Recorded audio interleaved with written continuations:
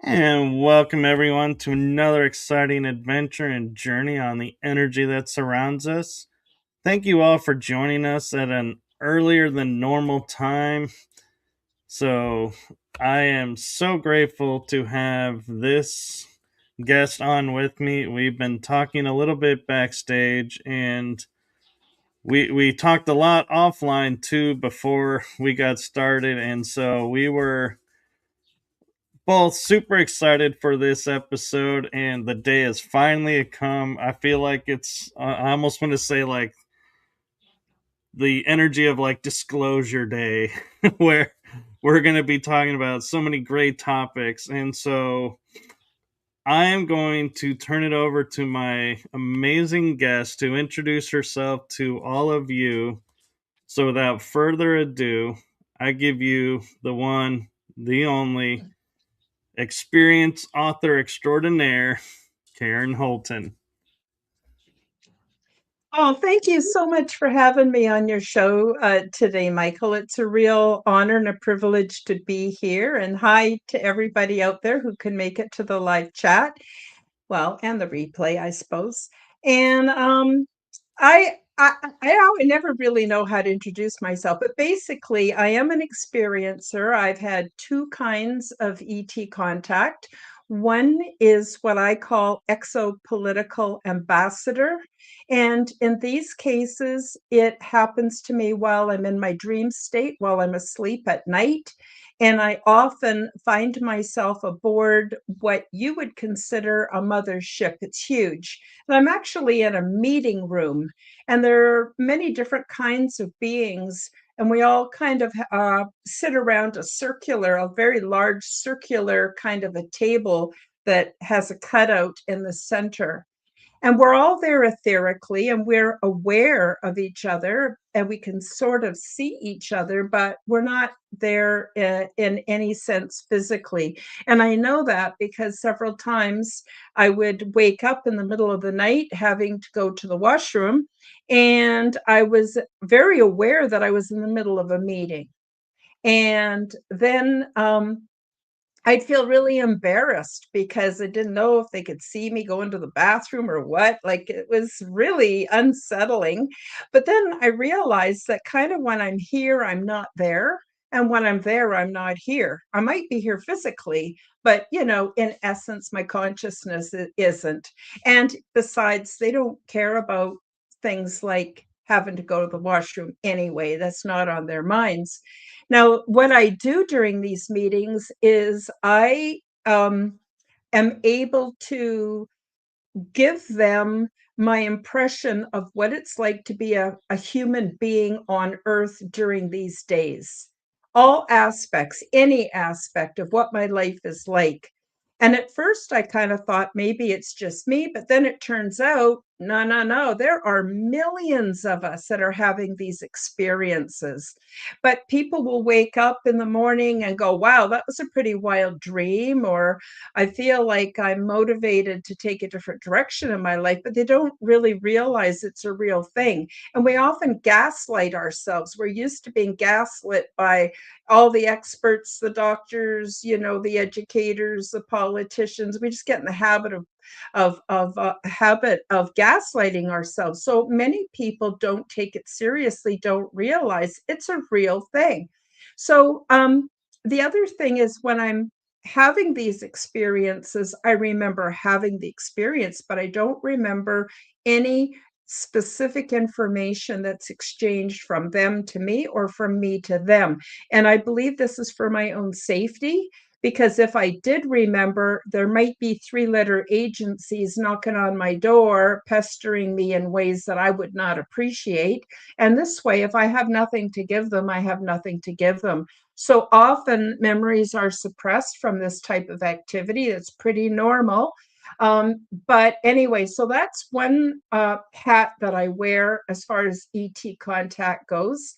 And the other is an actual experience that I had in 2014 that lasted for 3 months. And I'll get into that. But first, I want to tell you that I have channels on quite a few platforms, including like Odyssey, Telegram, X, Rumble, and of course YouTube. And I pretty much always just go as Karen Holton TV. If you want to look me up, I would love it if you would.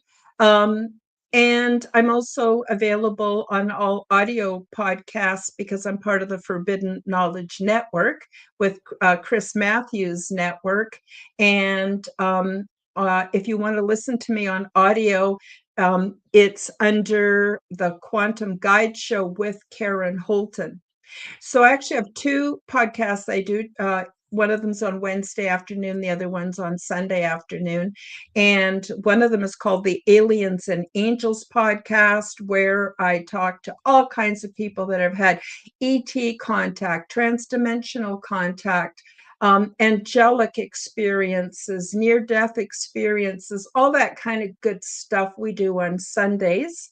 And then on Wednesdays, I host the Quantum Guide Show, where I interview other people who have something that's outside of the box that they're offering to humanity. It might be a different perspective, it might be a specific skill, it might be healing, it might be, psychic abilities, who knows? But whatever it is, sometimes authors, but it's something that will benefit humanity. So basically, what I did is between 2012 and 2017, I was going through what I consider pretty hardcore awakening process, awakening to a completely different reality than what I was raised believing in.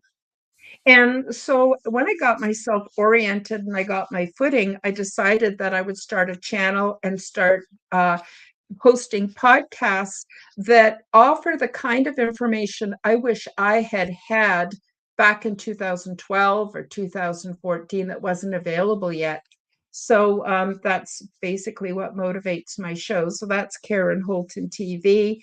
Um, I'm the author of two books. One is called Transdimensional Meet the New Neighbors, and it's all about my paranormal life and my extensive 3-month ET contact. And I'll tell you about the second book I have out probably later on in the program.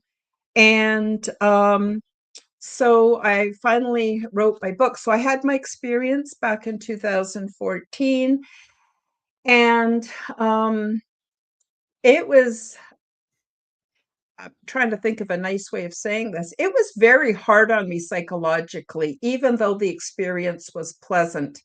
So, how I experienced it is I would go to bed at night and go to sleep, just like any other night.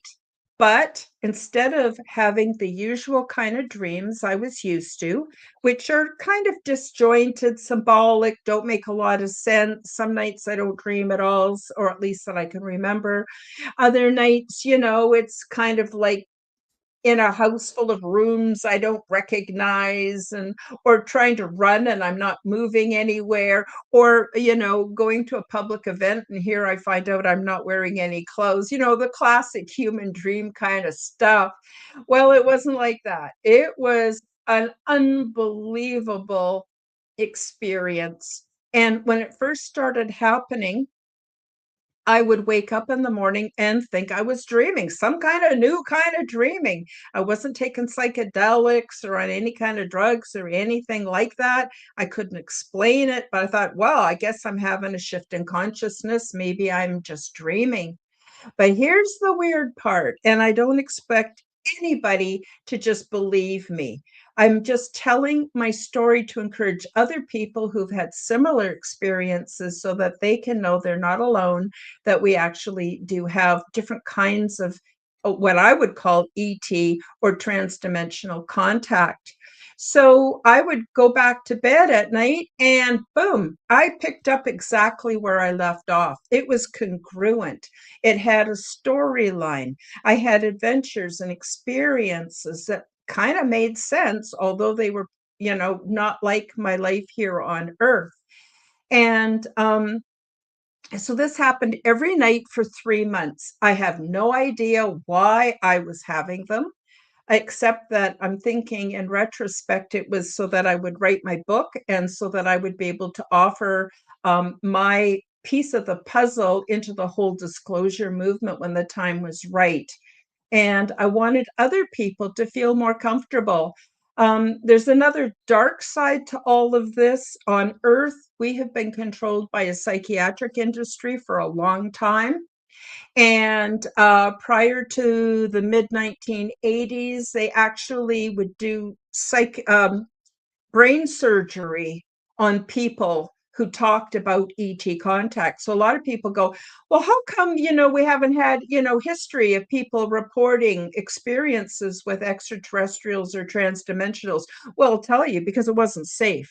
And anybody that's done any research into alternative history will know there was tons of insane asylums. Remember the orphan trains and all that alternative history that we don't necessarily learn about until later when we do deep dives. It was horrible. You could not deviate from a very narrow mainstream narrative that was prescribed for us. Okay. Then in the 1980s, mostly the psychic surgery, which actually still goes on today, along with electroshock therapy, has been replaced with pharmaceuticals. And what this does is shuts down the technology we're naturally born into that allows us to have transdimensional experiences. Now, please, I'm not giving medical advice here. If you're on meds, you've got your own reasons for being on meds. Please do not let me sway you one way or another. That's not my purpose. I'm just speaking my truth, as weird and kind of outside the box as it might be.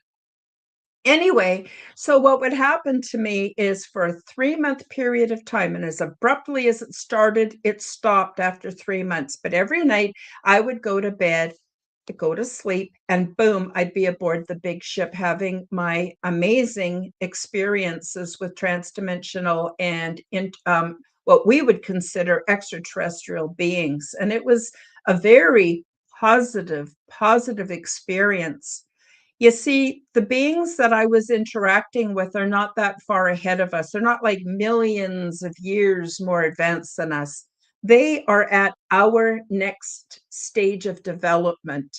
And so when I brought back my experiences and wrote my book, it's a template on how we could be doing things differently here on Earth to have the kind of life and peace and paradise that is our birthright, being born on this beautiful, beautiful Earth.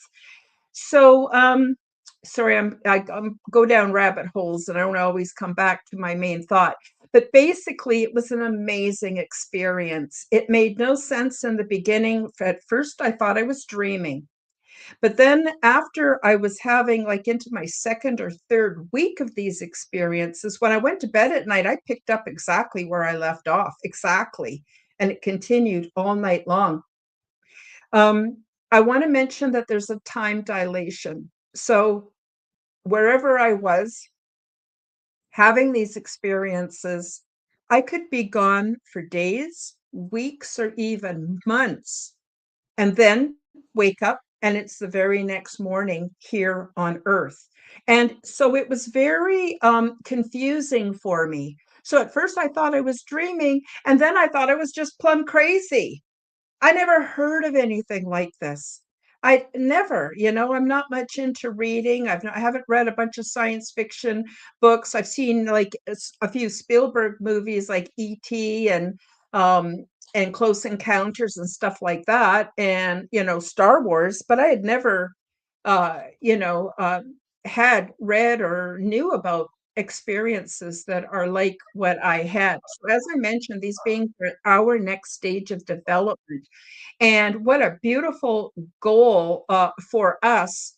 Because you see, the thing is, we're now coming to an understanding that pretty well everything we've been taught's a lie.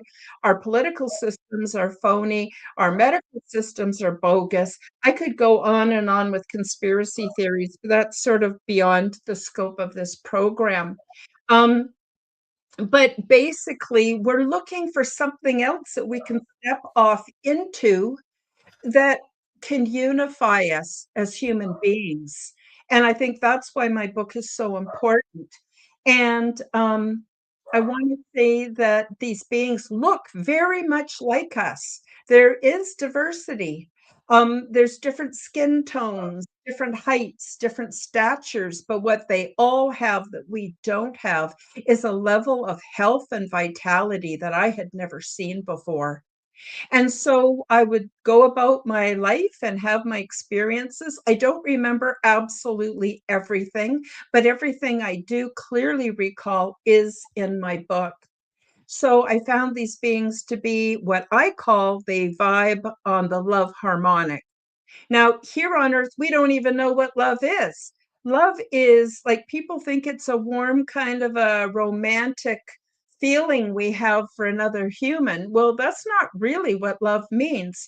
Love is like a basket, and it holds a whole bunch of attributes like patience, self control, being able to have faith in the goodness of other beings, to be good. There's so many virtues that make up the concept of love, and they all need to be practiced at the same time. It's kind of like juggling, and you drop a ball and you pick it up and you go back to learning to juggle again. And the more you practice, the better you get. So these beings were very loving, very patient, very kind. It was an amazing, amazing experience. And I learned a lot from them, especially about our history as human beings here on Earth and a whole bunch of other things. Um, I also have a non-corporeal guide who I call Bob the Gray. He looks like a stereotypical gray, but he's not. His station is kind of higher up, similar to what we would consider to be angels, but he's not part of the spiritual realm. And he helps me to release memories and also has facilitated. One time I requested to go back to the big ship because I really missed everybody so much. And things are so crazy here on Earth. You can't blame me for wanting to go back. And I was able to go back in an astral projection type of format, which I am eternally grateful for. So, the other thing I want to clarify is I believe, based on my own experiences, that remote viewing, astral projection, lucid dreaming, out of body experiences, near death experience, I think all of those are different terms for facets of the same phenomenon. I don't think they're different phenomenon. And they are part of our birthright. We have the technology built right into our brains and our bodies to allow this kind of contact. So I'm pretty excited to tell everybody more about this. And what else? Oh, I was supposed to introduce myself. Well, let me see. I'm an ordinary person. I want you to know that. I'm nobody special. I don't have special skills. I'm not the grand poobah or spokesperson for extraterrestrials, nothing like that. I'm just talking about my experience from my own perspective. And of course, a lot of what I will tell you has been filtered through my own perceptual arena. Okay. We're not given concepts or language to openly talk about this stuff. So some of the concepts I'm describing in words and phrases that I've had to make up. And I try not to use the same words as what other people use because I want to keep my experience unique, as I think it is fairly unique. Although, again, I've been told by the interdimensionals that there are millions of us going through this. Just some don't remember for a reason, usually because people are here for soul evolution. We're here for a human experience. We can't live in these other realms because we're not meant to. This time is meant for us to be here on Earth, learning to love each other, but probably even more importantly, learning to love ourselves. So if we don't know how to love ourselves, how are we supposed to love other people? So, I don't mean to be an old lady wagging my finger at you guys. I'm just very passionate about the things that I have learned. Um, the other thing is, I know that I was aboard some kind of a craft. It was massive. Millions of beings live on board this amazing craft. And it's not a vehicle, it's actually a living organism of itself with full consciousness. And everything that we do, all our goings on aboard the big ship, is all done through telepathy. Of course, when I first got there, I didn't know how to do telepathy. I had to learn how, and it took me quite a bit of time. So remember, it was only nighttime while asleep for 3 months of our Earth time. But I was gone having experiences for weeks, even months, which allowed for a lot of training and experiences and amazing things to happen for me and with me. So the big ship, it's not like a Star Trek or a Star Wars experience, not at all. You know, on those shows, you've got all these people sitting at desks with all these screens, and they're constantly remodulating and pushing buttons. And no, it was nothing like that. In fact, there are engineers, but the engineers interface directly with the big ship through telepathy. Telepathy is the transdimensional, extraterrestrial, universal language. And I'm just going to check in with you, Michael, if there's anything you want clarification on before I get into what telepathy is. Well, actually, I think that's where I was headed because I was going to ask, you know, did all of this happen over time with experiences as a child, progressively getting more active, or did it just one day you woke up and you're like, "Oh, I can do this now." Well, it's more like waking up and going, what the hell just happened? You know, it really affected me psychologically because I tried to talk to people about what I was going through, and people just thought I was a nutcase. And, you know, I didn't need that on top of trying to come to terms with what I was experiencing, right? So I actually stayed away from people. I couldn't relate to them. Plus, it was such a disappointment to deal with a lot of humans after being in this other very loving, amazing experience. Now, I've had weird paranormal experiences all my life. I write about them in my book as well. Um, and I don't think that this particular experience is necessarily related to any of the other experiences. So I just as a small child, I started having weird experiences. I would try telling my family about it. I'll just give you an example. When I was like about 4 years old, my older brother locked me in a closet and I wanted to get out. And because my two other brothers were playing and I wanted to play too. And so I was like banging on the door, let me out, let me out. They didn't want to let me out. They thought it was hilarious.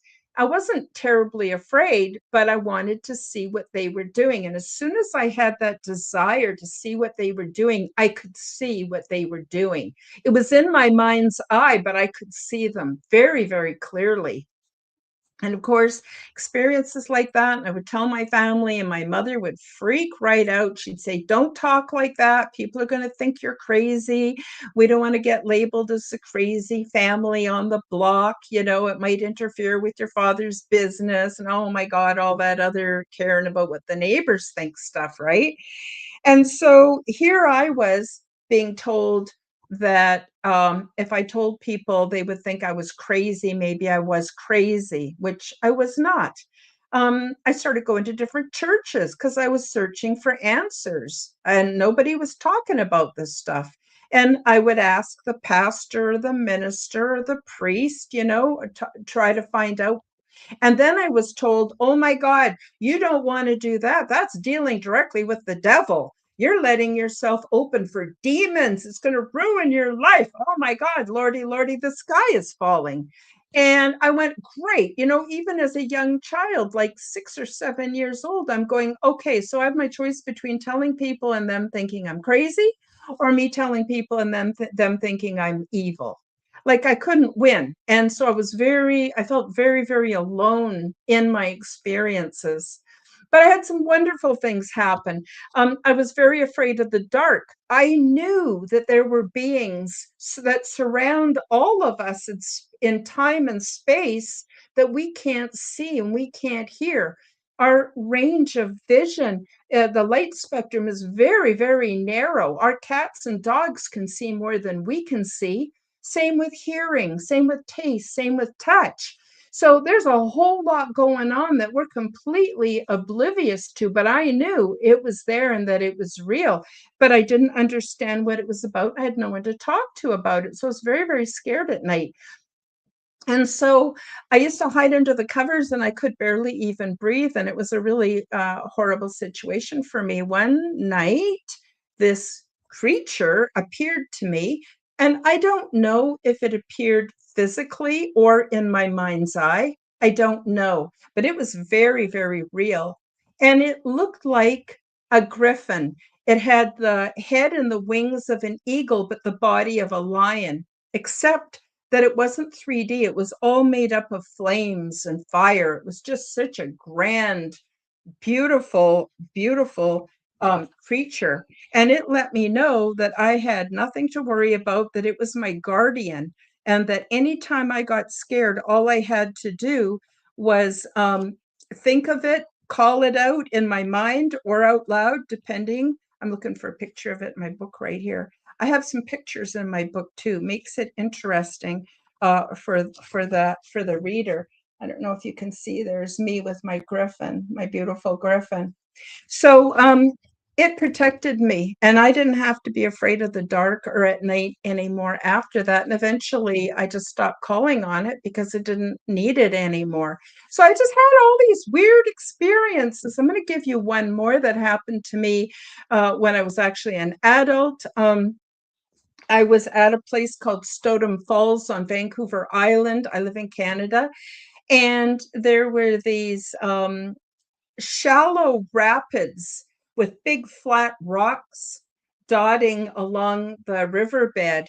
And people would go down there and suntan or just soak in the water or catch fish or whatever. And I was lying on a rock and I looked up and I saw this eagle, kind of going around and around like they do, very leisurely. And I just had the desire. I think that is what gives me my experiences. Having that childlike wonder and desire seems to be all that I need to have these experiences. Anyway, I had the desire to see things from the eagle's perspective. And within a flash, I was looking down. I could see myself lying on the rock way down below me. I could see the rapids and the river, and I could see the little island in the middle there. I could see the forest, the trees, the logging roads. I could see everything. It was just so incredible. Didn't last long, like a second or two or three, and boom, then I was back in my body again. And I went, holy smokes, was that ever fun? I would like to do that again. So I had all those kind of experiences that don't seem to be related to this contact I had with the transdimensionals. So it was after I had the experience and I was trying to sort out what happened, this ET or transdimensional experience, trying to sort it out and figure out what happened. And so I just wanted to know, where is the big ship? Is it in our solar system? Is it in our galaxy? Is it in our star quadrant? Like where exactly is this big ship? I was trying to make sense of it. And then I got like an instant download. I knew exactly where it was. Okay, so bear with me. I'm going to explain it the way I have to explain it so y'all can get a visual in your mind's eye and perceive of where the big ship was. So the ship sits in an interdimensional envelope. So let me explain that. Most of you are familiar with a Venn diagram. A Venn diagram is where you have things that don't seem to be related, but they overlap in a small area that gives them that common perception of reality. So if you can imagine in your mind a huge daisy, a flower, a daisy. And you know how it has a whole bunch of petals that go around the outside of the center, white petals, and it's yellow in the center. Okay, imagine that each of those petals represents a different dimensional reality, a different place in the basically time space continuum, a different timeline, a different position within the multiverse, the spiritual realms, and all kinds of other realms that I wouldn't even know about or couldn't think of in a million years. And they all overlap at the center. And that's interdimensional space. And there's lots of that kind of space in space. You know, we're usually told it's dark matter, it's dark energy. No, no, it's not. There's these interdimensional envelopes, and that's where the big ship sits. And the reason for that is so that beings from many different realities can come and go, serve purposes, have training. The big ship itself is basically a first contact point where beings come to learn telepathy if they're from a speaking world, or learn physicality. There's several ways that we could have physicality while on board the big ship. So let me now skirt over to the whole telepathy thing. So a lot of people think telepathy, if we were in the presence of someone who is telepathic, they could just read our minds. No, it doesn't work like that at all. It's like a completely separate language. So what happens, it's not made up of words. It's made up of short, like video clips that run in your mind's eye, overlays where what you're seeing is overlaid on top of what your physical eyes are seeing. It's kind of like seeing imagination and physically all at the same time. It can be sensations, body sensations, symbols. It's a whole lot of different sensations that we learn to read as a language. So we actually have to learn to read it and identify it and see it for what it is. And humans have the technology to be able to do this. We all do. So when I was aboard the big ship, of course, it was very quiet, very orderly, very wonderful environment. But in the beginning, I was kind of broadcasting way too much information. You see, there are certain protocols they have aboard the big ship that ensure the safety and comfort of all the beings. So we have to learn, part of learning telepathy is to learn a term that I call shielding. And what shielding is keeping your private feelings and thoughts and emotions to yourself. You don't want to just be broadcasting all your dirty laundry all over the place. We all know people like that, and they're a little bit uncomfortable to be around. Same thing was true about the big ship. So I had to learn telepathy, and the way I learned to do that is my buddy, who I haven't talked about yet. You're assigned a buddy when you're aboard the big ship, and that person stays with you 24/7, sleeps beside you, everything, until you feel totally oriented to what's going to happen, and where to get food and how to do different things and what your purpose is for being there and all that kind of stuff. You get a buddy. So my buddy gave me a device, and it looked a little bit just like a child's headband, but you put it around the back of your skull, and there's two little nubs that rest on your temples. What that does is it boosts the signal so that we're able to communicate directly with the big ship. And as I mentioned, the big ship is a living thing, and it is also the instructor, the trainer, all that kind of cool stuff too. So I put that on, and even though it's using my imagination and I'm not anywhere physically, it feels real. It feels like you're actually going through the experience. So there's 4 different levels to telepathy. I get into all of that in my book to explain it in great detail. The first level is where I was given the image of a simple shape, like a circle or a square or a triangle. And the goal was to hold that in my imagination, in my mind's eye, for 3 seconds, then with practice 6 seconds, and then with practice 9 seconds. And when I did it correctly, I would get like a dopamine hit. I can't explain it. It would be like a warm, fuzzy, affectionate, loving feeling that kind of gave me a reward system every time I did it right, which really helped facilitate my learning. Um, and then and then there's a second half to the lesson. So after I was tired of doing that, or had done that, or achieved certain goals, then I had in my mind's eye the experience of being in a small room with about 10 or 11 or 9 other beings. And oh, hi, Denise. Sorry, I have to say hi to Denise. Mm. um and and oh, now I have to remember where I was. Sorry. Oh yeah, so after I would do that, then it would be like being in a room with these other beings. Then I would practice sharing those shapes with one or two beings, but not the rest, or to keep them completely quiet to myself.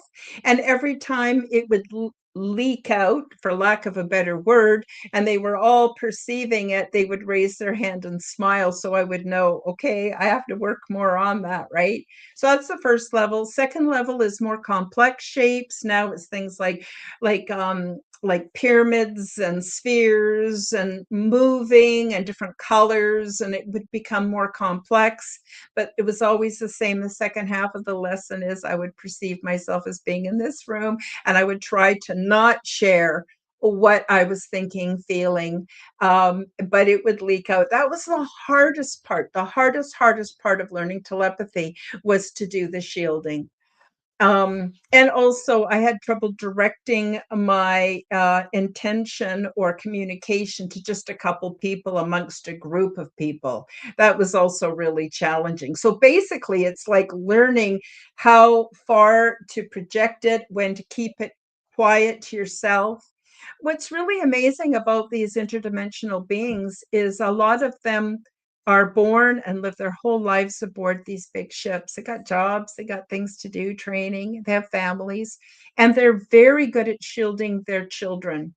So because there's people and beings coming and going, they are extremely protective of their children. And so all the children, the parents will shield them so they're not picking up anything from anybody until they're old enough to be taught how to handle it properly.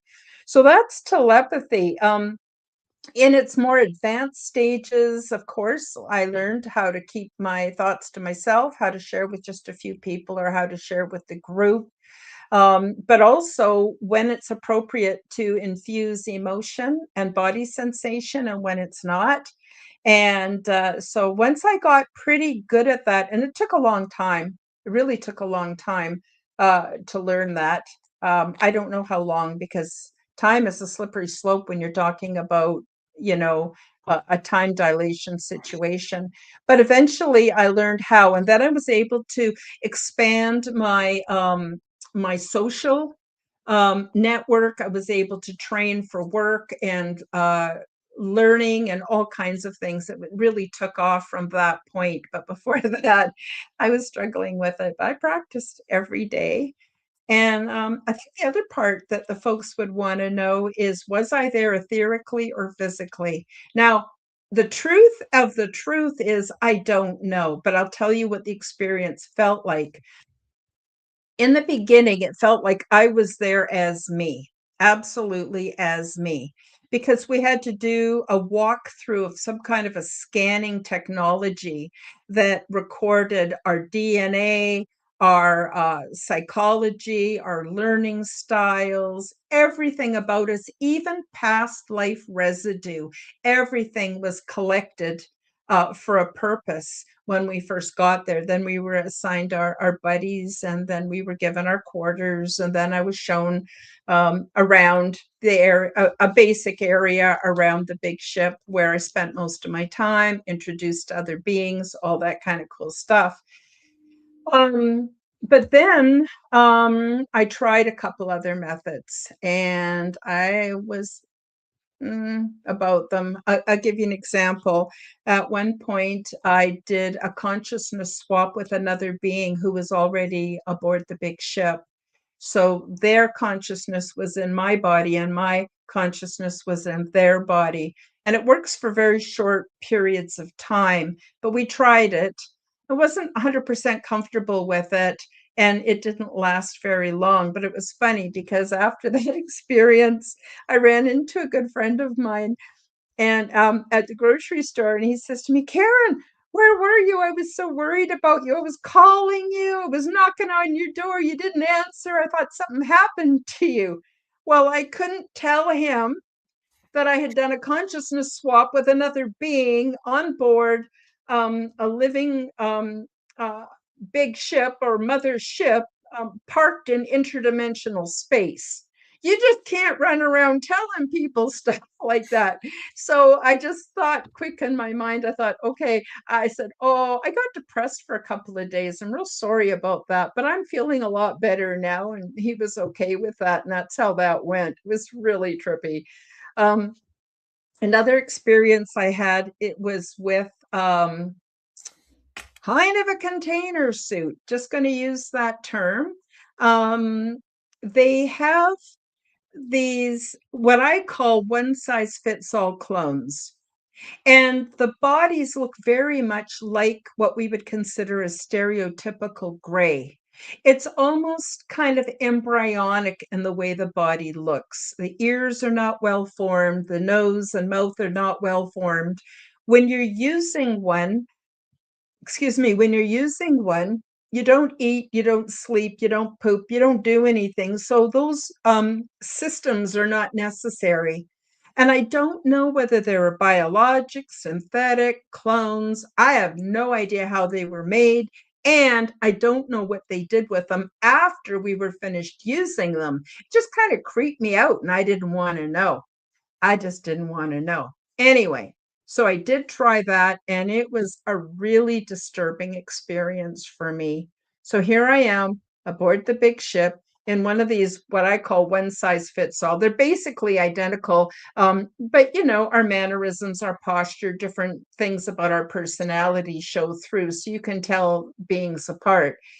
But I went and looked at myself in the mirror, and it really shook me to my core.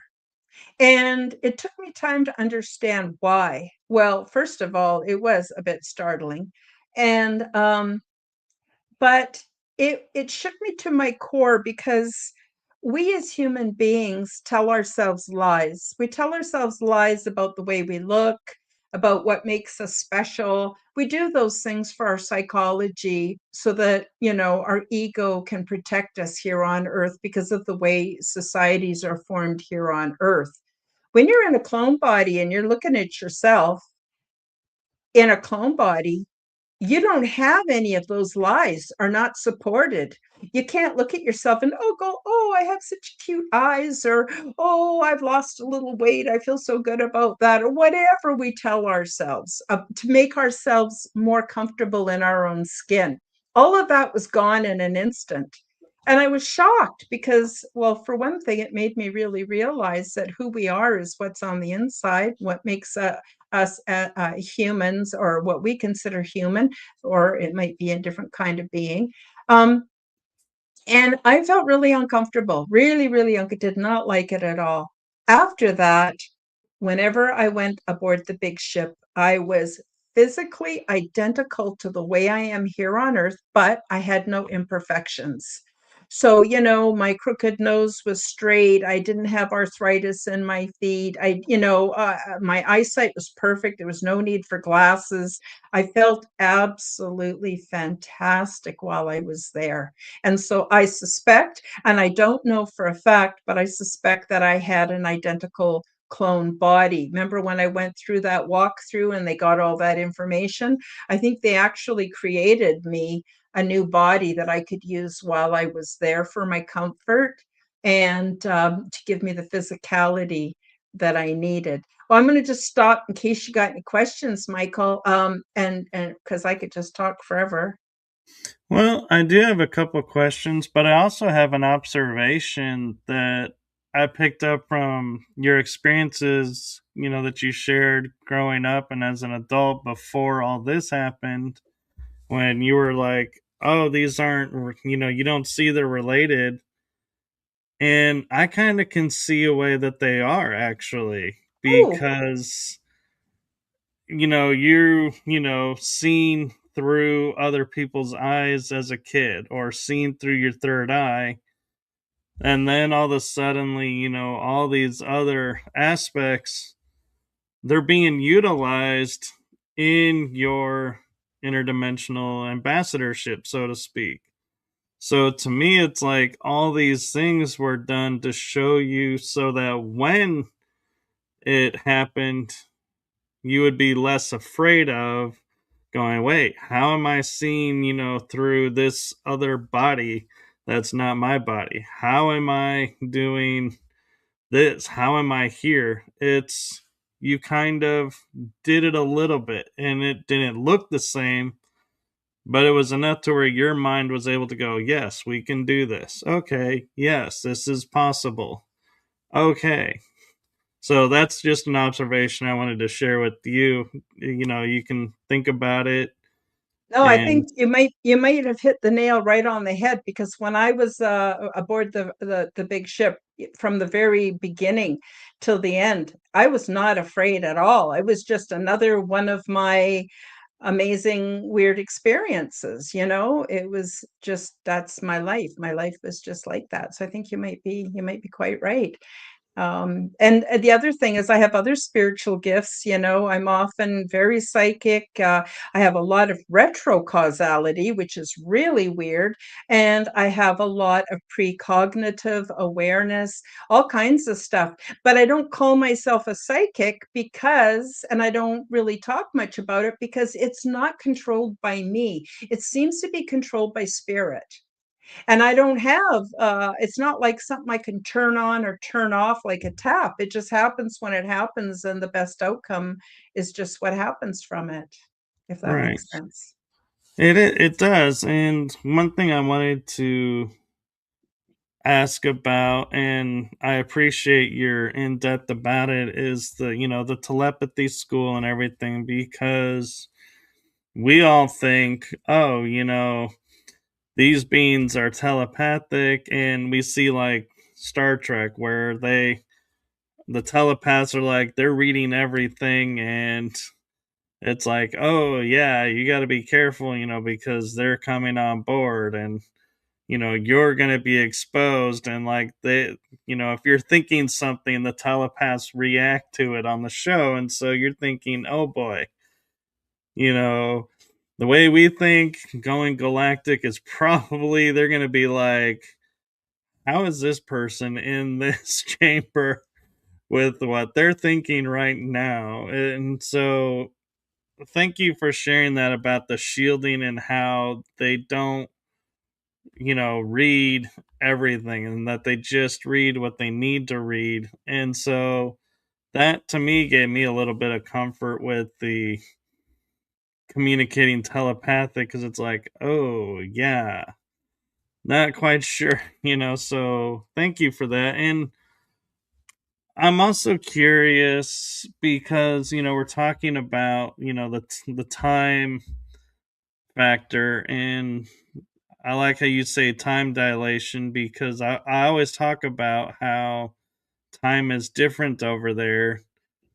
So do you feel like, do you notice when you're over there and spending, what feels like hours or days or weeks, like you put it, and you come back and it's like maybe a few minutes, does your body like feel extra tired, or do you have an impact to yourself with your body energy levels or anything where you're like excessively tired and you're like, Yeah. why am I excessively tired?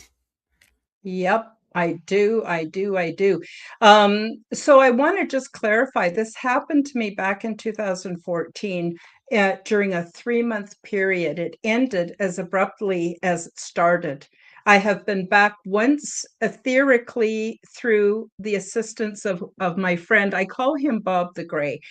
They don't care what you call them. I mean, they're not like that. He's just happy that I can sense him and communicate with him. Now I do the exopolitical work, which is while I'm asleep. That's etheric.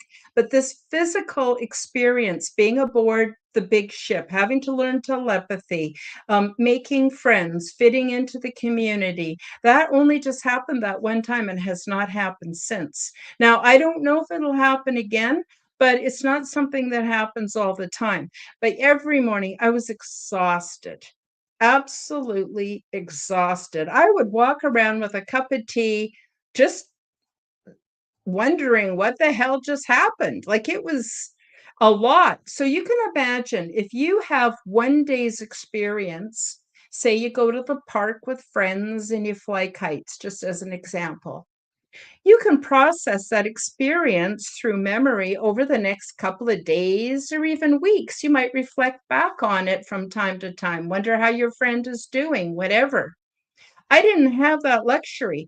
I'd be gone for weeks or even months, wake up, it's the very next day, and somehow try to process all those experiences, all that time within a single day, which is impossible. And then I'd be back experiencing more. So it was very hard on me psychologically. People who claim, and maybe they're absolutely telling the truth, that they go with beings and they're on starships and they do adventures or whatever, and then they don't talk about what that did to them when they were in conscious space here on Earth again. It's very, very difficult, and that's why I think it only lasted for 3 months, because there's a limit to what the human body, brain, subconscious can handle. And by then I was full. And it took me 3 years to unpack it. So it wasn't until 2017 that I made enough sense of it, not all of it, but enough sense of it that I was able to start talking about it. And that's when my guides told me it's time to come out of the closet and share your story, Karen. People need to hear what you have to say. Yes, Yeah. and I appreciate the fact you're into like the exopolitics because that seems to be a new term, and a few people, are famous for talking about it online and, making it, more public. But I'm curious, when you were tapped to do this work, did they ask and you agree to do this, or was it just something you were called to do? And next thing you know, oh, I'm in the exopolitics field and this is what's going on. And also, I'm curious with everything that is going on right now, where do you see the exopolitics going? Okay. So first of all, the first part of your question is, I believe I agreed to it on some level, all of it, or it wouldn't have happened. These are not people or beings that want to just steal you and force you into their environment. So I think I agreed to it on some level. And as I mentioned before, I don't have all my memories, but what I do remember, I've written in my book in as much detail as I could muster. But as far as what's going on Earth today, it's a travesty.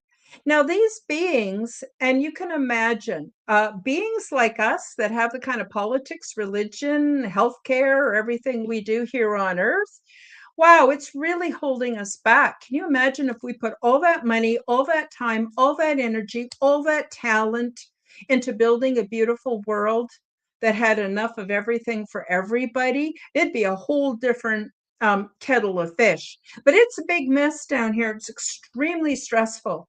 Now, most ETs are ahead of us, either at our next stage of development or way further than that. They are not going to want to be in this big mess with us. I mean, we're like pigs trying to put on lipstick and we're wallowing in the mud. It's horrible. They are not going to want to spend time here. In fact, most beings are so empathetic and compassionate and so far removed from the kind of shenanigans that are going on Earth, they couldn't handle it psychologically. It would be extremely disturbing for them. So the first thing I want to say is ET is not coming to rescue us because they know we have to reach out and rescue ourselves. And we know how. We can do this. We have everything we need, but we need to step outside of what I call the matrix or the construct or the zeitgeist, however you look at it. We have to put our foot down as a whole Earth population and say, this is bullshit and we're not doing it anymore. You have no more power over us. And I think that's a bit subversive, and I'm taking a risk saying that, but that's my truth. So, no, ET's not going to all come and rescue us. There are some groups, I'm not really familiar with the groups you hear so much about, like the reptilians and the Greys that come to Earth and the Greys that are crypto creatures that have been here that look like the Greys, but they've been living here for maybe thousands of years, maybe even longer than humans, or Sasquatch or Dogman or whatever. I only know my own experience, which was with these particular beings aboard what I call the big ship. So I can't speak as any kind of an expert, but I do believe we're being observed and we're being watched. And I also believe we're being protected against perhaps other forces, I don't know what to call them, entities that might be nefarious, that might be adding to the problems we're facing here on Earth. So basically, long story short, what we got to do is saying, I am not going to hate that person over there because of the color of their skin, because of their religion, because of where they live, because of how much money they have. No, we have to embrace each other in true love. But before we even do that, we have to learn what love is, and we have to learn how to love ourselves. And so I get into that quite a bit in my book as well. And so, and it's not like I'm some kind of super virtuous person. I'm not, but I'm very sincere and I work very hard at being a good person, being patient with myself. Like, even one of the virtues that's a part of love is to be able to take care of our bodies. Well, a lot of people don't do that. Addictions are rampant, all kinds of addictions. That includes food-like substances. You know, we got to feed our bodies properly, get fresh air, sunshine, all the things that we need as a living organism to be as healthy and as vibrant as we can. And that nurtures the technologies that are a part of us, our light body, our pineal gland. We've got the technology for interdimensional travel.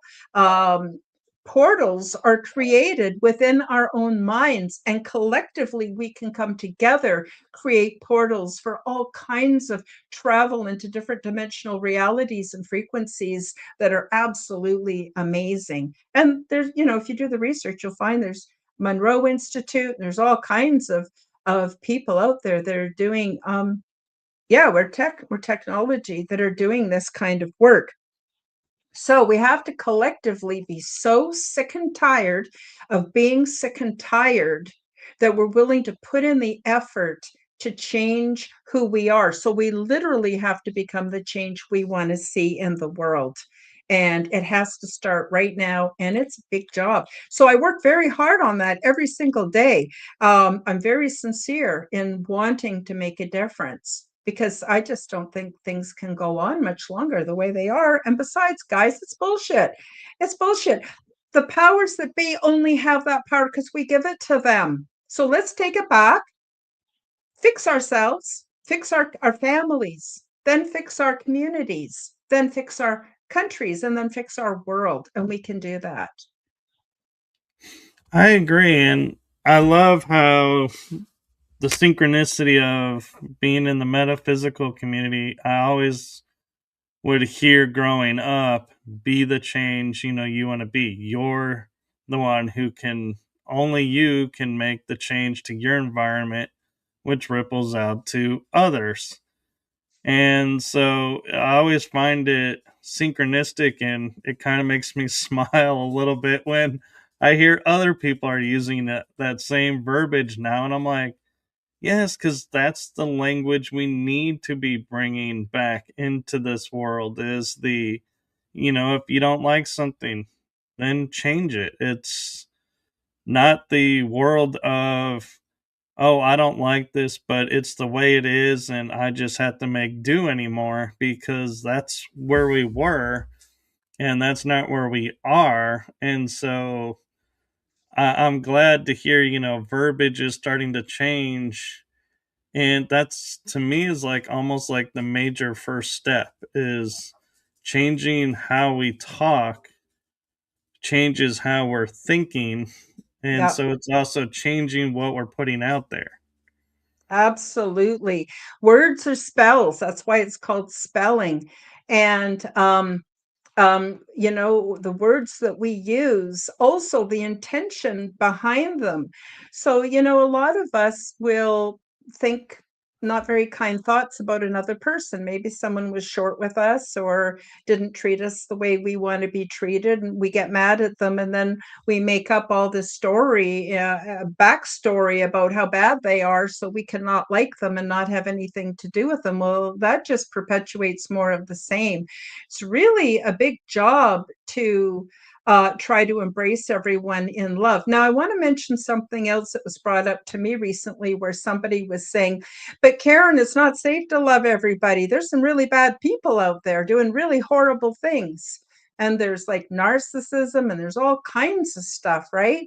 Well, part of self love is taking good care of ourselves, recognizing things that aren't going well for us. A lot of that is body sensation, being in touch with body sensation. Of course, if our body is broken down and been abused by the medical industry and a bunch of other things, it might not be so easy to connect with the body, but the body always tells the truth.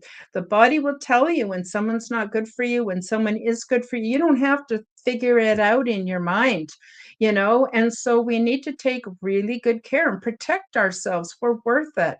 We're absolutely worth it. So basically, it all boils down to everything that we experience will give us the yes feeling or the no feeling. You just ask yourself, is this giving me the yes feeling? Maybe we want to try something new we haven't done before and we're scared to, and we're not sure if it's a good thing or a bad thing. Ask yourself, is it something you want? If it's something you really want, or if your inner child really wants it, right? That's different. Then go for it. But if you get the no feeling, honor it. Honor it. Your body will tell you the truth. It's a beautiful, beautiful instrument. It's just being degraded and abused and brainwashed and dragged over the coals and burnt out from the 9 to 5 slave system. We're not doing very well. And so, I used to get mad at my guides and say, why is all these horrible things happening? It's got to stop. It has to stop right now. And they'd say, Karen, it's the only way to wake people up. When they've had enough, they'll wake up and they'll put their foot down. And that's basically the situation we're in today. And hopefully, there's time for us to fix things. And I think the whole political, religious, medical, and on, there's the military industrial complex. I could go on and on and on. Pretty well every facet of our reality has been taken over. Well, that will start to shift and we'll demand better for ourselves and for those that we love. It's time. I agree. And one thing I'll point out and piggyback on is, as we're talking about, how do you love the quote evil people or the dark people doing things? There's something that I've learned through my experiences growing up and following the path that I was on is I can love someone, and what they do with that love is totally up to them. Yeah. But also there is the fact of I have had, interactions with so-called narcissists and those type of personalities. And so what I do is I simply look at it as, okay, I'm going to love you as you are, and I can love you from afar. And Mhm. that does not mean you have permission or the ability to be in my space, but it also doesn't mean I hate you for what you are. It's I Mhm. surround you in love, but you're over there doing your thing. I'm over here doing my thing. And that's, to me is the best way to be is it's like I'm still coming from the place of love, but I'm not being the doormat and not, Yep. giving my power away. It's I view it as more standing in my power than before. And so that's just another option, of if people are, really, looking at that, there are different, ways of looking at. We're no longer confined by the adage that we had growing up of you have to love everybody, or you have to, if family is treating you wrong, you have to keep them in your life because they're family. You just have to forgive them for Nope. that. It's like, no, we're not in that world anymore. And I, I have family members I don't really talk with, and people ask me a lot of times, "Oh, how do you handle that?" I'm like, I've gotten so used to it because it's been so long that I view the family as acquaintance, and my real family are the people that are there every day. They're there when I need them, and they're there by choice, not because they have Mhm. to be. And Mhm. so I just thought I'd offer that, as we're Oh, talking about. it's very good what you just said. And, it's like they can do them and I'll do me, and that's okay. I don't need, you don't owe anybody anything. But, we can also apply that to the systems that are around us, because the systems that are around us are also narcissistic, and they're run by narcissistic people. But, one thing my guides revealed to me that helped me a lot, and that was the understanding. Like, you take one person who you might have bad feelings against, like, maybe a president, or maybe a banker, or one of these, what they call the elites. They're not elites, they're actually the parasite class, because everything they have, they've stolen from us. They can't have anything if it isn't them taking it from us. We're the ones with the power.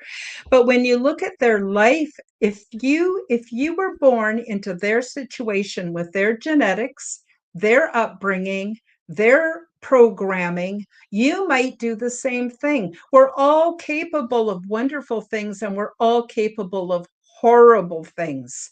We saw that during World War II. We see that during every war. There are people that go over and they fight because they have to, but there are people that do some really disgusting, disturbing shit under the cover of war. A lot of these powerful families, what they do to their children, you can't even imagine. And so it's basically they're all MK Ultra. They're all broken, and their beautiful, innocent, balanced self is not available. So I'm not saying feel sorry for them and let them do what they do. No, I'm not saying that either. We all have to take responsibility. Kathy O'Brien is a wonderful example of someone who is MK Ultra, and she turned her life around and she's helping others. Same with Catherine Austin Fitts. Brilliant, brilliant woman who understands the monetary system in ways I never will. Same thing. So many of them were MK Ultra. So, we need to have compassion for everybody, but we're not going to put up with their BS, and we're not going to let them control our life. And yeah, I mean, I'm not fond of most of them, not at all. But at the same time, they have to wake up too. It was funny. I was saying to my guides, there are some really horrible people. A lot of us come from families that were horrible, absolutely horrible, disturbing shit that should never happen to any child, anytime, anywhere, right? And I thought, I asked my guides, I said, how are you going to deal with them? Even if they die, they need to be dealt with. They've done horrible things. They've caused harm in ways that we can't even imagine, widespread intergenerational trauma. Do they just get away with it because they died? And my guide said, well, what do you think we should do, Karen? Do you think we should punish them? I said, no, I don't think punishment actually works. And they said, what works? And I said, well, what's helped me to change, it's going to make me cry.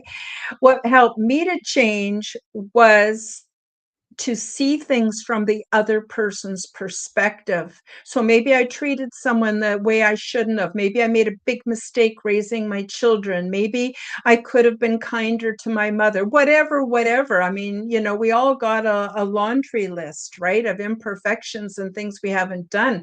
But when we see it from the other's perspective, what they went through, it tears your heart out, and it really helps you to shift to being a gentler, kinder, more loving person.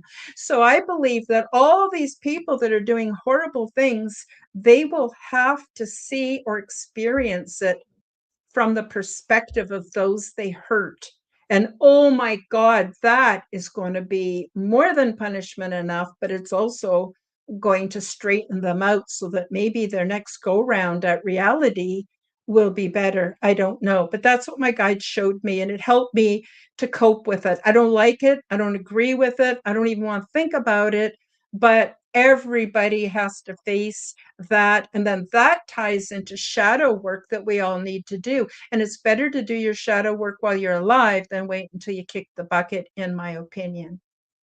I agree. And one thing I will share with you to kind of validate kind of what your guides were saying to you is I grew up with the perception of, death. And one of the aspects of death was you go in a life review. And in this Yes. life review, you see every situation you lived, but you also see it through every person that was, sorry, every person that was involved in that situation. So if, you were bullied, you're going to see, yourself getting bullied, but then you're going to see what the person who did the bullying was seeing and how what they were feeling, and vice versa. If you did harm to someone, you're going to see and feel that harm that you did to them. So there is no real, in my opinion, escape from it. Mm-hmm. And what I do is when see, somebody, that's doing something I feel is wrong and it looks like they're escaping justice, I go, "Oh, just wait. You may be escaping earthly justice, but the divine justice is going to catch up. And you're not going to Oh, be yeah. able to walk, and get a fancy lawyer and get out of that one. The divine justice, there is no escape. You face it no matter what." And the beauty though of it too though is, as much as we're talking about all the bad things, that we're seeing, you also get to feel all the good things from your perspective and their perspective. So, those days where you gave somebody, say, a quarter so they could go get a drink somewhere in the old days when, that was possible. You get to see and feel what that actually did and how that impacted them. And so to me, that's the beauty of the whole system is yes, we get to see the impacts. We get to feel the impacts and know it from all sides. And so that's where now I live the kind of life path of I don't judge anyone for what they do to me or others. I just sit back and go, just wait for your own judgment and of yourself. And I do the same thing. I will think real long and hard before I say or do something because I'm like, oh, I don't want to, face this if it goes south on the other side. So let me make sure this is going to come out right. Let me make sure that my intention's going to be heard. And when it doesn't, I do my best to correct it in the moment so Mhm. that I don't have to experience that. And so I think that's something, if people are concerned about, how do I handle these people, is look at it from the perspective of when I go to look at life over again, how do I want to see it? And then you'll find, I think, a more divine answer of, you know, do I need to smack this person down for what they did and teach them a lesson? Maybe. So, Mhm. if that's what it's going to take, then okay. But if not, then don't. A really good starting point. I had somebody on my show on Sunday, on the Aliens and Angels podcast, and she confessed to the audience that she had trouble with addictions, but she did a 12-step program and it really helped her to do her shadow work. And I myself have also done 12-step programs, mostly for alcohol, but it helps you. You have to right your wrongs. You have to apologize for the things you've done wrong, and you have to do an honest appraisal of yourself, and many of us want to stay too distracted and too busy to do that. It's not fun. It's the really icky part of being alive. But, from someone like myself, I'm 70 years old. I don't know how long I'm going to be around, probably a while longer, but I'm just saying, you start thinking about the end of your life is getting closer and closer. Do I want to be on my deathbed and have to deal with all that shit last minute? Not me. I want to get as much of that dealt with now. But see, this is another thing that's really cool about being older that a lot of you won't find out until you're older, is you can look at your life. You can see what went wrong. You can see what went right. You can see how you could have done things differently. And you can course correct in the now and guarantee that your tomorrow will be better. Can you imagine? That's like having a magic wand, guys. It's really cool to be able to do that.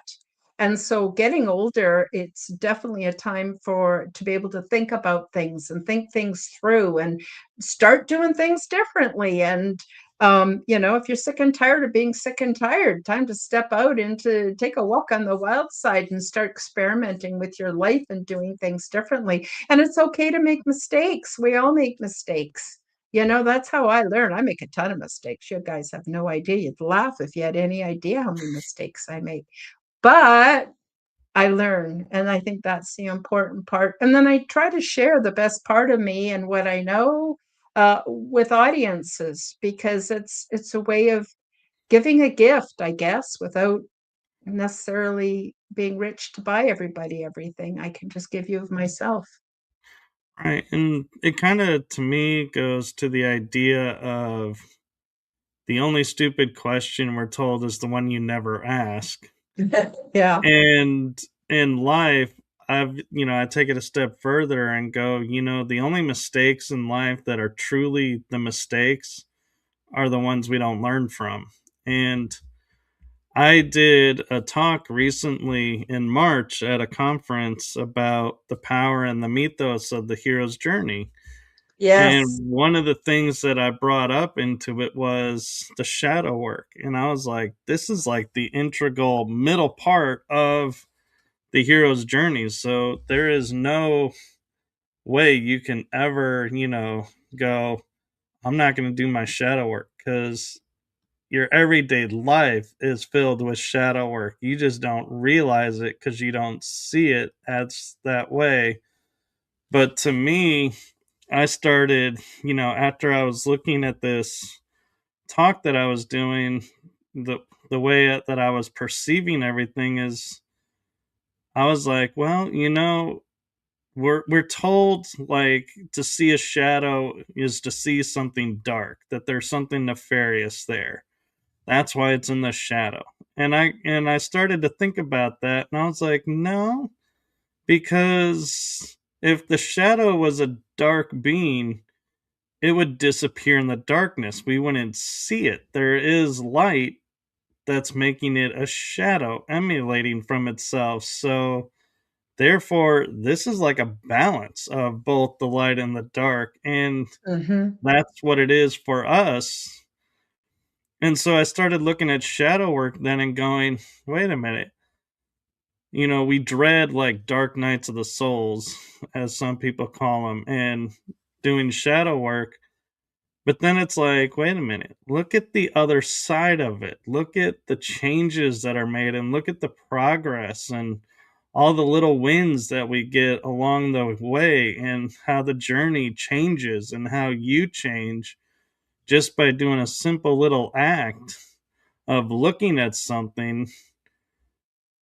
And I go, wow, shadow work is not so bad actually. And it's almost like, I don't want to sound corny, but it's almost like I get excited if I get a chance to do shadow work or dark night because I'm like, ooh, what's the change going to be on the other side? Yes, Mm-hmm. there's going to be a lot of hard work in the middle, but and again, the hard work, as I was taught in metaphysics, is, it's as hard as you make it. So there's that aspect too. If you don't Mm-hmm. want to change and you're going to fight it, yeah, it's going to be more daunting. But if you go with the flow and you learn from it, it can be a little bit more smooth and maybe not so tumultuous and going, hey, this ain't so bad. Yeah, let's do it Mm-hmm. again. Let's try something else. Yep. Yep. The hero's journey for sure. That's what it is. And you come out in a whole new place and then you kind of do it again and again and again, and you're just always improving, and I think along the way maybe we have more spiritual experiences that really encourage us. There's synchronicities galore. Everything from looking at the clock and it's 1 1 1 1, or somebody says something and you just heard it somewhere else and you go, okay, I'm supposed to pay attention to this. Yeah, there's so much, and it can be very rewarding. It's not always fun and easy, but it's definitely rewarding. I'm wondering, Michael, because we're coming close to the end of the show, can I just talk a little bit about my books? I was just about to. You're reading my mind. And I was about to say, oh, we're coming close to the end of the show. Do you want to promote your book? So, I do. I so as I mentioned, I have this book called Transdimensional Meet the New Neighbors. It covers my take on reality, some of the things that are holding us back, my paranormal experiences, and then everything that I remember from my time aboard the big ship with these transdimensional beings. And by the way, we are also transdimensional, but there's a lot we did not cover that I think that the audience would find really interesting. My second book, which I didn't even expect to publish. By the way, these are author copies, so when you buy the book, it won't have the strip across it. So this is the second book. So I just finished publishing Transdimensional Meet the New Neighbors, and I went, whew, I'm so glad that's done. Boy, that was a lot of work. It's going to be a long time before I write another book. Boom. As soon as I thought that, I started having this overwhelming urge to work with a really old AI system, like it's like 3 or 4 years old AI system that generates images. And I did not realize, somehow, I cannot even explain this, but somehow I started creating with AI. AI, of course, did the artwork, um, images of what the different kinds of gray beings there are. So I want to just tell everybody the Greys are not one particular race of beings from one particular planet. Greys can be created technologies that don't have a soul. They can be beings that actually do come from different star quadrants or places within the universe. They can be cryptoterrestrials that have been here for many thousands of years. The only thing they have in common is that their skin does not have the pigment to reflect light in our visible spectrum of the color spectrum, and so they appear to be kind of gray. Some appear to be a bit creamy colored, but basically they're all gray. A lot of them have the larger eyes. Most of them wear it's like a contact lens that's black because their eyes are very sensitive to the light.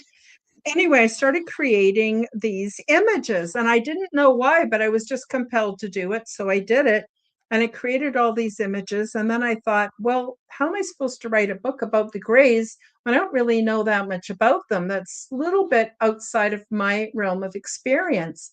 So I asked 7 of my friends who have a lot of contact, like, for instance, Philip and Ronald Kinsella, Preston Dennett, Dolly Safran, Elsa Dillon, um, um, sorry, my mind, Jimmy Blanchette.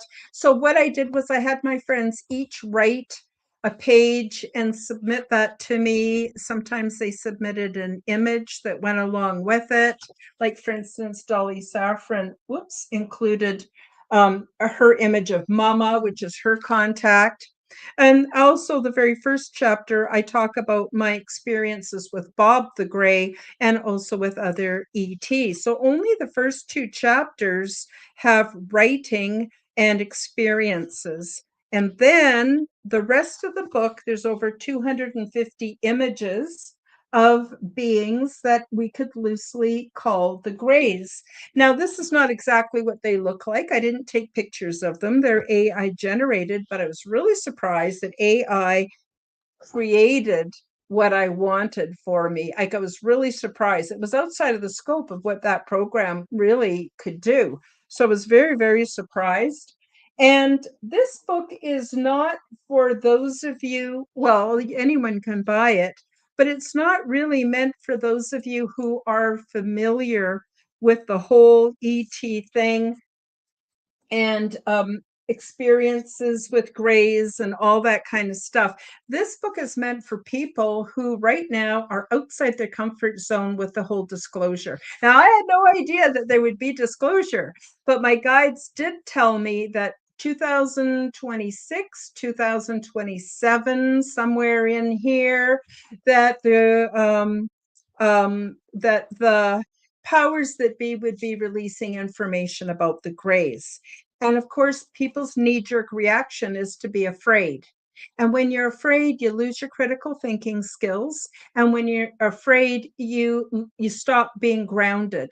And so basically, this book is for people who are new to the subject, especially regarding the Greys, so that they can get familiar with what the Greys might actually look like, the males, the females, the children. And so it's a picture book, and it's called Transdimensional 2 Meet the Greys Picture Book. So if you're looking for a whole book full of script, that's not what this is. This is images that I created with AI, and they're meant for people to be able to read from these true accounts from my friends, from me, but also to look at the images to lose that fear. They need to get past that fear and get used to looking at beings that don't look just like us, so that when the time comes and they're being introduced to humanity, people aren't going to be running and hiding in their closets. And if we can maintain our critical thinking skills, and if we can stay grounded and just go, oh yeah, I know what those look like. That's very similar to what I saw in Karen's book. They're going to be able to react much better and not be controlled by the control systems that are going to want us to be afraid, because then we're easier to control. I know I use control too many times in one sentence, but you know what I'm trying to say. So they're very, very different books. And so the first one is about my experiences, almost all script, but I do have some images. I've got my guide. I've got in the different different aspects of what I experienced. But then I also finish up the book with quite a few images that are, again, AI generated, but very close to what the beings I interacted with looked like so that you can get a bit of an idea. It's nice to get the gist. So they're two completely different books. But for people that are having a little trouble, with the disclosure and are afraid, it would be the second book would be ideal for them so that they can get familiar and just stop being afraid and just kind of come into acceptance that this is a new reality. So that's my second book. So yeah, first and second book. So Well, thank you for that. And I love the synchronicity because you're writing to dispel fear. I'm writing books to dispel fear as well. And one of the friends that we have in the chat room said, I've been wondering for a while if we were led to this information to help destroy our fear, to help with encounters. And so it's like, it seems to be coming into our faces of, yes, we are doing this to dispel the fear and it's getting noticed. And so that's what I love when, we get small little validations of that, of, we're not looking for approval or anything, or, the justification, but it's nice that what we're trying to do is getting seen and getting understood. And so there's a little bit of, heartfeltness to that. And so thank you, Dan, for sharing that, observation, because I think Karen and I can speak for you that that is our one of our main goals. And so that it's being seen is the beautifulness of what's going on. mhm. Exactly. We're all in this together, guys. So let's get grounded, keep our critical thinking skills. As I said in the beginning, I don't expect anyone to believe me. I know my story is pretty outrageous, and I know my experiences are very unusual, and that's okay. You don't have to believe me. That's not what I'm going for, but it would be lovely if you all were able to read the book. I know some of you already have, just to get an orientation, or to maybe to reconfirm what you already know about what we need to do to fix things here on Earth. And Michael, I'd love to come back and talk a bit about the big ship and how we move it from point A to point B, which actually is point B. Point A becomes point B. How we eat, how we socialize. Like there's the culture of some of these different beings, some of the peculiarities are differences in the way they look, all that kind of stuff. I would love to come back and talk more about it when it's a good time for you. But sorry, I don't mean to be bossy. I'm all wedging my way in here. No, But I'm loving how we're in sync, because I was just, I was going to wrap it up by saying, we have just hit the tip of the iceberg of what you have to offer. And I would love to have you back on to go deeper into more of these experiences. And so I'm loving how both of us are in sync and both like, yes, we're wanting to do this. So I feel that, that'll definitely happen. And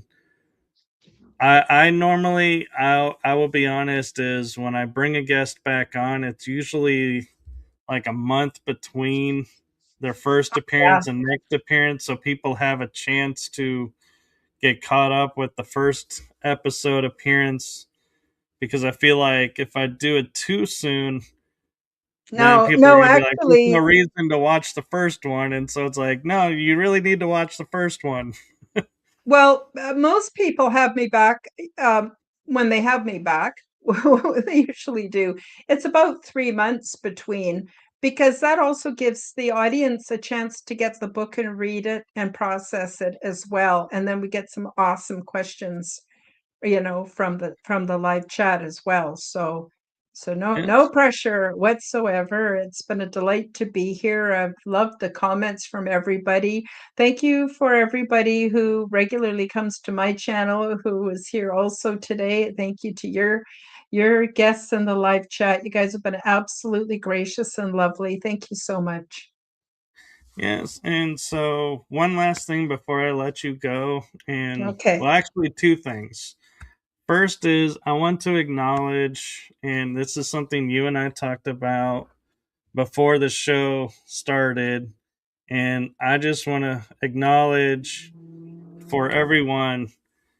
Karen was woke up not feeling well and wanted to do this show so much so that she didn't tell me till it was like a minute to start time almost. And so thank you for, doing this and, sharing your experiences and, doing this while you're not feeling well. I totally told her we could have postponed, and she was like, no, we're going to do it. So thank you for, you know, getting through it with us. And I just want to say I appreciate that. And, thank you so much. And my second is I like to leave my guests with this message, and that is from my heart and the heart of my shows to you. Thank you for what you're doing for humanity. It's seen, felt, heard, and in your case, so appreciated. So thank you. You're very welcome. And thank you, everybody. I mean, this is a group effort. Thank you, everybody. Thank you, Michael, for having me on your show. Really appreciate it. I'm so glad we did this. Yes, and hopefully next time when we have you back on, you'll be at 100%. And with that being said, make sure you follow Karen Holton TV for great information and follow my channels because that's how you'll know when she's coming back on is it'll be announced on these channels. And so thank you everyone for watching. And with that, we're going to say good night and good afternoon depending where you are. So, and thank you, Jason. And I appreciate that. She is a great host. And so I take the compliment as well. And with that, I'm going to switch to the outro and I will sign us out. Have a wonderful week, everyone. And wow, I'm like, I don't want to miss any of these compliments and these loving thoughts that are coming in. And so it's like I keep bouncing back. But thank you, everyone. And thank you to Karen. And we will be back. And there will be another episode. So stay tuned, everyone. Bye bye.